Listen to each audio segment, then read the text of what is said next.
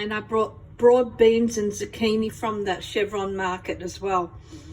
I boiled them together and then I strained them and then I fried them in some garlic. The garlic that are here are absolutely, they're big Russian garlic and they're grown in New South Wales. Have a look at the delicious textures. Absolutely delicious. And guess what?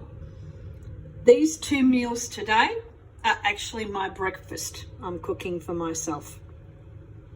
You can't go wrong when you buy local and fresh.